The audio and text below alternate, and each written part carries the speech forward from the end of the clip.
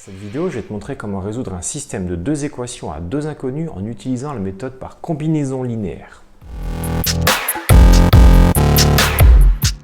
Voilà le système de deux équations à deux inconnues que je vais devoir résoudre.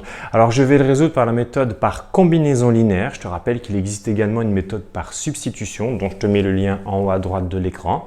Pourquoi est-ce que je n'utilise pas cette méthode par substitution dans ce système?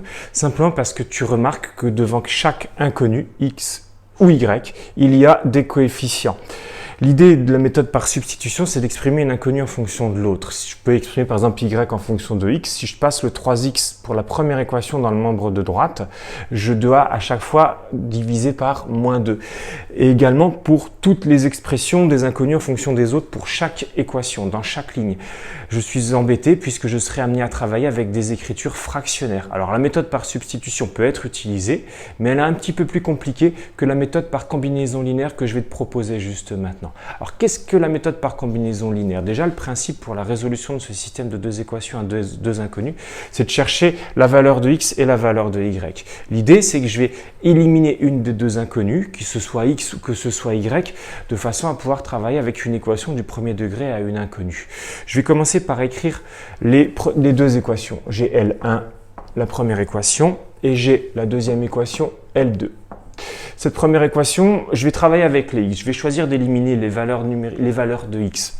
J'ai 3x pour la première, j'ai 2x pour la deuxième équation. Quel coefficient commun à ces deux équations de façon à lorsque je vais soustraire, tu verras que je vais poser une opération ensuite, une soustraction, j'élimine cette valeur de x.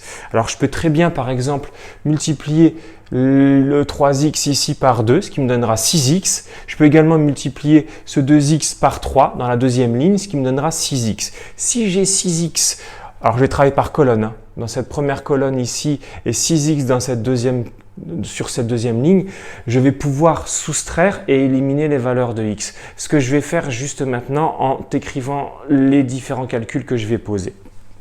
J'ai donc ma première ligne 1 que je vais multiplier par 2, on l'a dit, de façon à obtenir 6x, ce qui va me donner 6x moins. Alors l'erreur fréquente que réalisent les élèves, c'est que parfois ils vont juste multiplier par 2 mais que le 3x et ils vont oublier de faire la suite. Attention, si je multiplie la ligne, je parle bien de ligne, donc je dois multiplier toutes les valeurs. Donc moins 2y fois 2, ce qui me donne moins 4y, qui est égal à 7 fois 2, 14 pour la ligne 1 que j'ai multiplié par 2.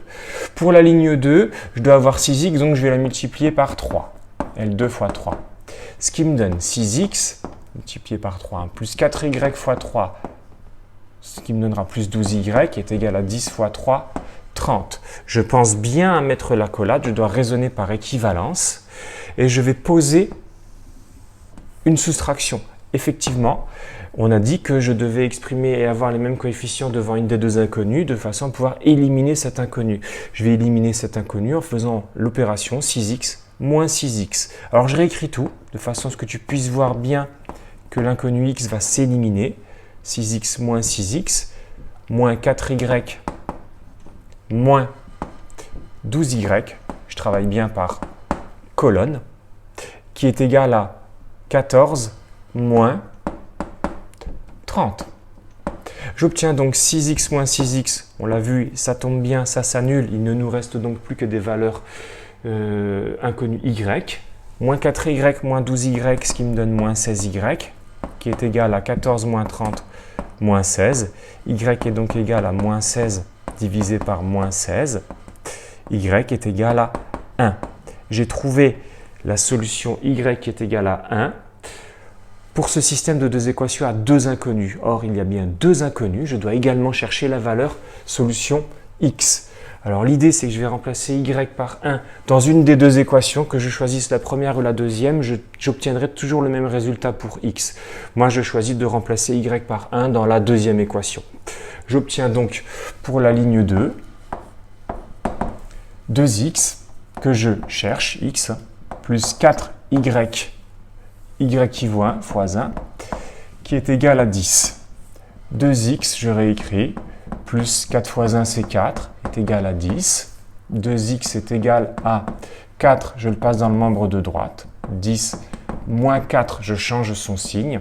2x est égal à 10 moins 4, ça fait 6. X est égal à 6 demi. X est égal à 3. J'ai donc déterminé ma valeur de x qui est égale à 3. J'ai résolu mon système de deux équations à deux inconnues. Alors la solution, je dis bien la solution, est constituée d'un couple de solutions qui se notent entre parenthèses, comme les coordonnées d'un point. D'ailleurs, ce système de deux équations à deux inconnues peut également se résoudre par méthode graphique. Je te mets le lien en haut à droite de cette vidéo. Nous obtenons donc le couple de solutions qui est 3. Je commence toujours par écrire les abscisses, comme si j'écrivais les coordonnées d'un point, pour x, et y qui est égal à 1.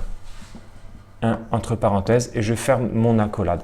Voilà, je t'ai montré comment résoudre un système de deux équations à deux inconnues en utilisant la méthode par combinaison linéaire. Travaille bien et n'hésite pas à t'abonner si tu souhaites voir d'autres vidéos.